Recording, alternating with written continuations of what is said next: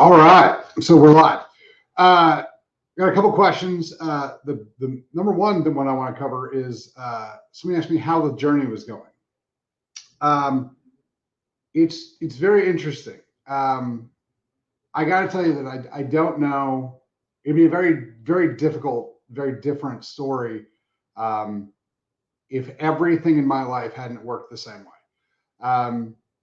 I start treating Lyme's and we start getting phenomenal results. In fact, I have not had a single patient who has gone through my entire Lyme's protocol who didn't get better.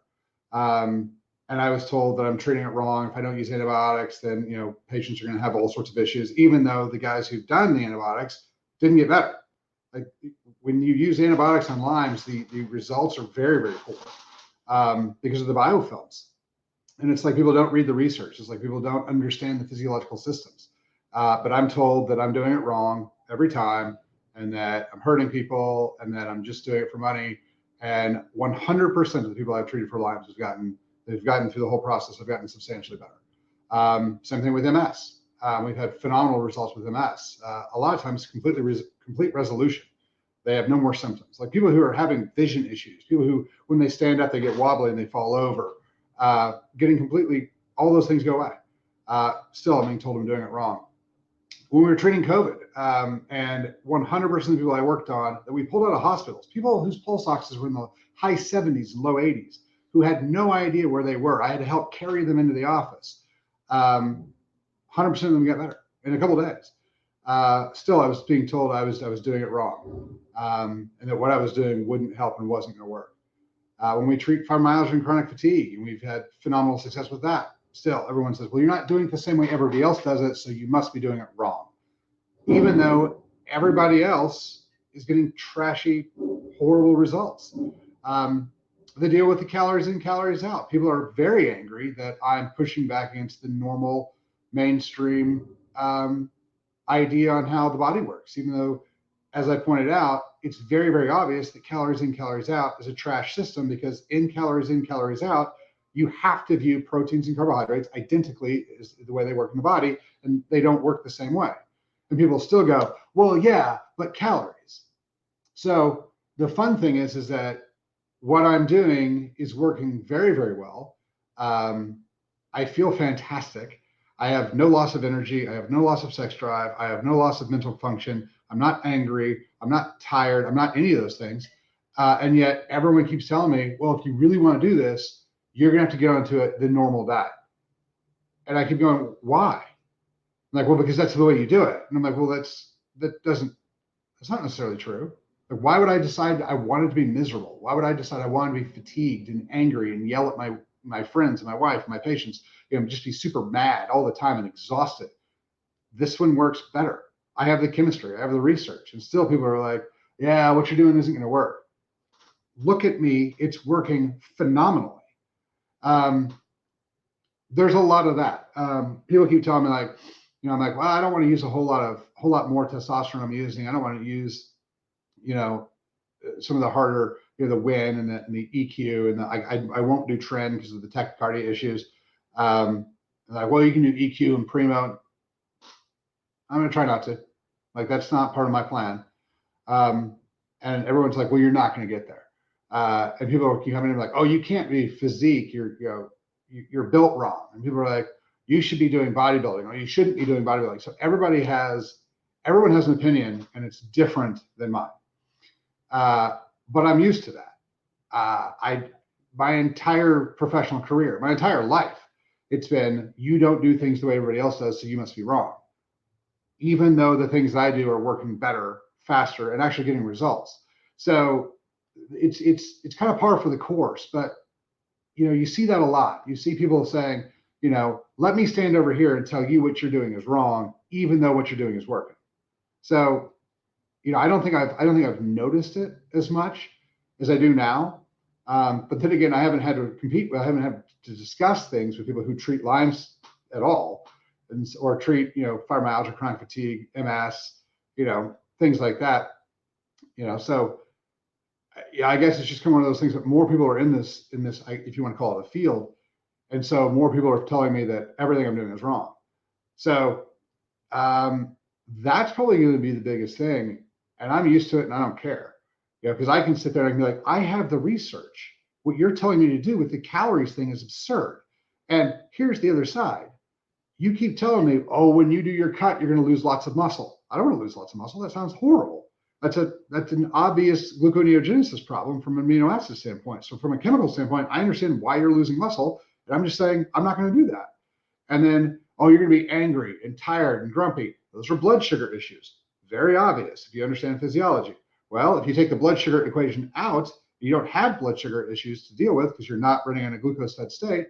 All of a sudden, all those problems go away. And yet, I should conform to what everybody else is doing, even though that path is very difficult, miserable, and fraught with health risks. No, I'm going to do my thing. But I will tell you that there's a lot of really cool stuff on the journey. The mental piece is really fun. It's well, okay. I use fun a little bit different than other people do. It's a constant.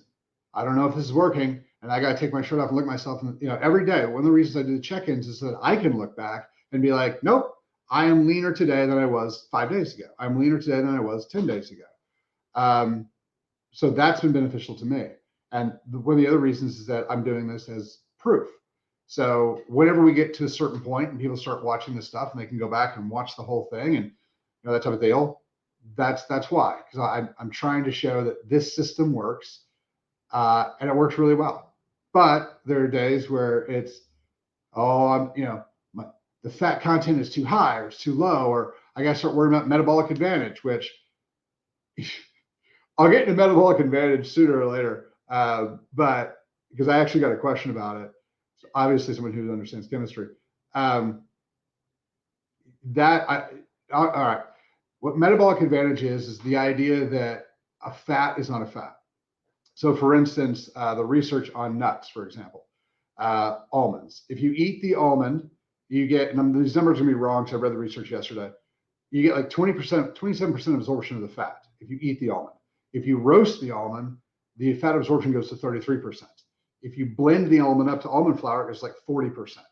If you drink the almond oil or like peanut oil, it's going to go up to like 45 or 50% absorption of the fats, because it's easier for the body to absorb fats once they've been the further down the chain that they've been processed or broken down. So when you add fiber to things, it radically decreases the absorption function. So that like the pizza stuff I was eating had a ton of fiber with it. So the fat content was altered or decreased from that. So that's metabolic advantage. We're not going to talk a lot about that because there's a lot of chemistry in that, and there's a lot of if that then this type of thing. And so I'm just going to try to focus on the difference between calories in, calories out versus actual physiological biochemistry.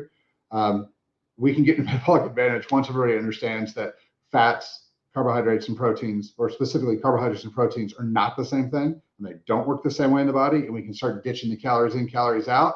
Once we start getting that hurdle done, then I'll start explaining how metabolic advantage works. But that's another piece that I'm toying with in my head, I'm playing with.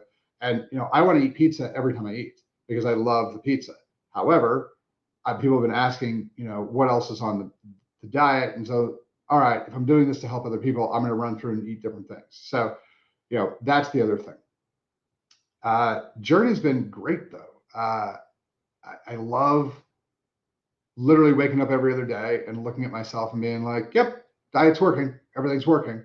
And then coming to work and working all day and helping people do stuff and, not feeling angry, not feeling tired, not feeling, miserable.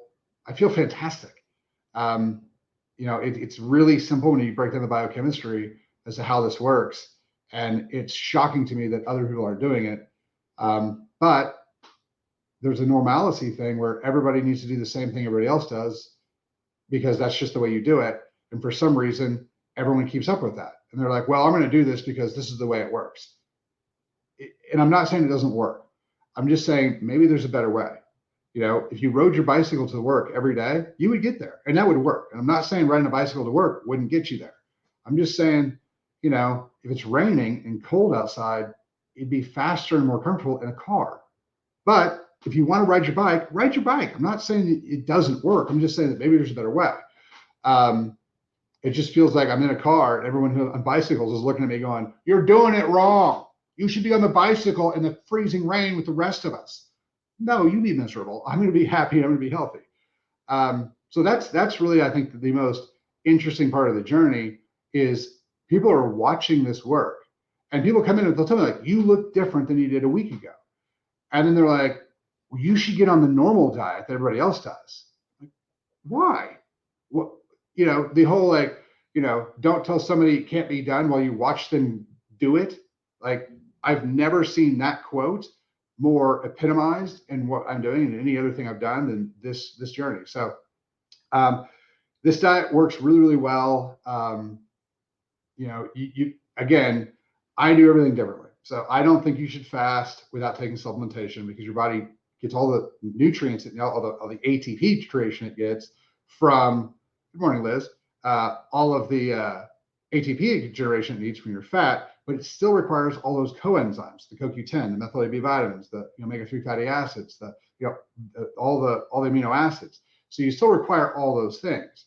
And fasting for 8, 10, 12, 24 hours without using some type of collagen and just allowing your body to destroy and rip apart your muscle tissue, I think it's a terrible plan. But again, everybody can run it however they want. So that's kind of been the biggest thing on the journey, and I'm already way long. So, but that's kind of where we're at. So if you guys have questions, hit us up, questions@chalmerswellness.com. We'll start doing some more of these things, and then we'll start doing some more stuff. Just follow us, Dr. Chalmers 1, Instagram, YouTube, LinkedIn, and on X. Thanks for your time. Talk to you guys later.